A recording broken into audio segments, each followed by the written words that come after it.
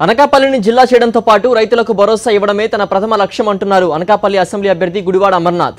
ఆయన ఇంటింటికి తిరిగి ఎన్నికల ప్రచారం నిర్వహించారు. ఇంతకు ముందున్న టీడీపీ ఎమ్మెల్యే భారీ స్థాయిలో భూ స్కామ్లకు పాల్పడ్డారని, వాటిని బయటకు తీసి బాధితులకు భరోసా ఇవ్వడమే కాదు సంక్షేమ పథకాలతో ప్రజల్ని ఆకట్టుకుంటున్నామని అన్నారు.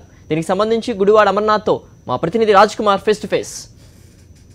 గుడివాడ అమర్నాథ్ గారు తమ ప్రచారాన్ని నిర్వహిస్తున్నారు. సో ఎట్లా సాగుతుంది సార్ ప్రచారం? సో నామినేషన్స్ అయిపోయిన తర్వాత హోరాహోరీ జరుగుతున్నట్టు కనబడుతుంది. ఎట్లా ఉంది మీకు రెస్పాన్స్ ఇక్కడ?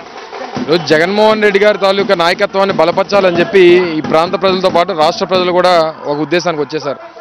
ఎందుకంటే గత 5 సంవత్సరాల క్రితం తెలుగుదేశం పార్టీకి అవకాశం ఇచ్చి వాళ్ళు అమలు చేస్తామన్నటువంటి ఏ ఒక్క హామీని కూడా సరైనటువంటి పద్ధతిలో అమలు చేయకుండా మోసం చేశారనేటువంటి అభిప్రాయం ప్రజల్లో ఉంది.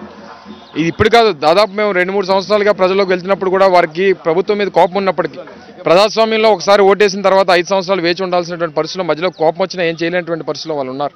ఈరోజు 5 సంవత్సరాల తర్వాత మళ్ళీ వాళ్ళకి అవకాశం వచ్చింది. వాళ్ళ తాలూకా ఆవేదనని, బాధని, కోపాన్ని అన్నింటినీ కూడా రేపు ఓటు రూపంలో ఈ తెలుగుదేశం పార్టీ మీద చూపించాలనేటువంటి ఆలోచనతో ఉన్నారు. దానికి ప్రత్యామ్నాయం ఒక్క వైఎస్ఆర్ కాంగ్రెస్ పార్టీయే, జగన్మోహన్ రెడ్డి గారే ఈ రాష్ట్రం కోసం 5 సంవత్సరాలుగా ప్రత్యేక హోదా కోసం కానీ, ఈ ప్రాంతం కోసం కానీ, ఈ రాష్ట్రంలో ఉన్నటువంటి పేదవాడి కోసం కానీ అన్నీ కూడా తపన పడేది, బాధపడేది, తాపత్రయపడేది ఒక్క జగన్మోహన్ రెడ్డి గారు అనేటువంటిది ప్రజలు అభిప్రాయపడతా ఉన్నారు.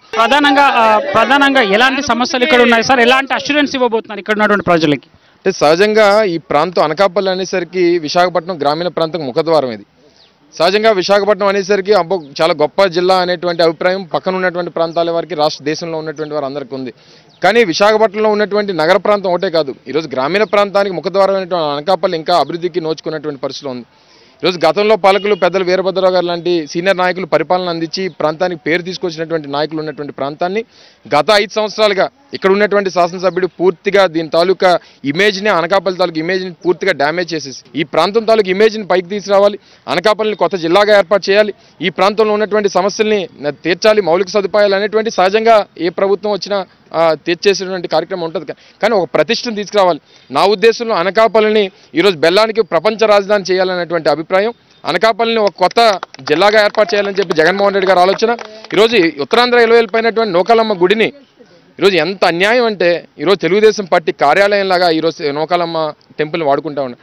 నూకాలమ్మ ప్రసాదాన్ని తెలుగుదేశం పార్టీ కార్యకర్తలు, పులిహోరలని ఇవన్నీ కూడా కార్యకర్తలు పంచుతూ ఉన్నారు.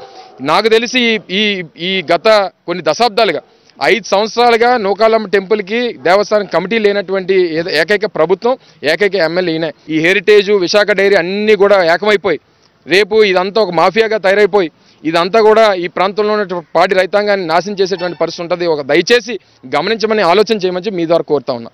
మనం చూసుకుంటున్నాము అనకాపల్లి ప్రజలంతా కూడా విఘ్నులు. సో ఇంజనీర్ అయినటువంటి నాకు ఓటేస్తారా లేక 420 అయినటువంటి స్థానికుడికి ఇక్కడ ఉన్నటువంటి పీల గోవింద్కి వేస్తారా అనేటువంటి చెప్తున్నటువంటి మాటలు మనం స్పష్టంగా విన్నాం. వీడియో జర్నలిస్ట్ సాయి కృష్ణతో రాజ్ కుమార్, అనకాపల్లి.